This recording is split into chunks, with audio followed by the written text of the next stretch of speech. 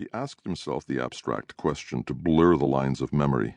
It was easier, being a general, to ask about the animal man than about the woman who had sat in the middle of the sidewalk during the last embargo holding her skeletal baby by one leg, or the 3 scrawny teenage girls who had attacked him on the street with razors. She had hissed through brown teeth, the bar of metal glistening toward his chest. "Come here, beefsteak. Come get me, lunch meat." He had used karate. Or the blind man who had walked up the avenue screaming. Pale and proper men and women now, who spoke softly, who always hesitated before they let an expression fix their faces, with pale, proper, patriotic ideas. Work for victory over the invaders. Alona Starr and Kip Ryak were great in Stellar Holiday, but Ronald Quar was the best serious actor around. They listened to highlights music. Or did they listen, wondered the general, during those slow dances where no one touched? A position in customs was a good, secure job. Working directly in transport was probably more exciting and fun to watch in the movies, but really, such strange people. Those with more intelligence and sophistication discussed Rydra Wong's poetry. They spoke of the invasion often, with some 100 phrases consecrated by 20 years' repetition on newscasts and in the papers. They referred to the embargoes seldom, and only by the one word. Take any of them. Take any million. Who are they? What do they want? What would they say if given a chance to say anything? Rydra Wong has become this age's voice. The general recalled the glib line from a hyperbolic review. Paradoxical. A military leader with a military goal. He was going to meet Rydra Wong now.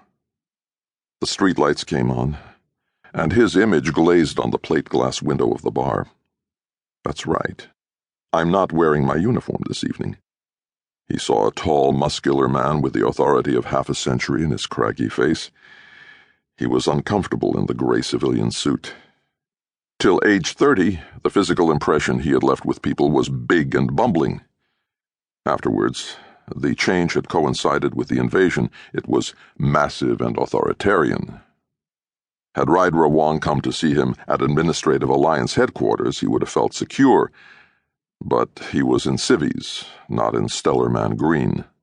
The bar was new to him, and she was the most famous poet in 5 explored galaxies.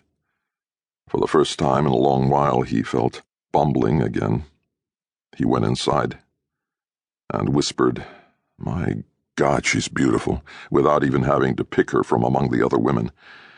I didn't know she was so beautiful. Not from the pictures. She turned to him, as the figure in the mirror behind the counter caught sight of him and turned away, stood up from the stool, smiled.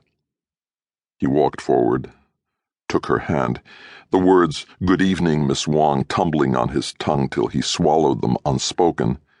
And now she was about to speak. She wore copper lipstick, and the pupils of her eyes were beaten discs of copper. "Babel-17, she said. "I haven't solved it yet, General Forrester."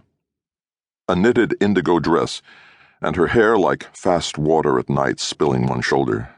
He said, "That doesn't really surprise us, Miss Wong." Surprise, he thought. She puts her hand on the bar, she leans back on the stool, hip moving in knitted blue.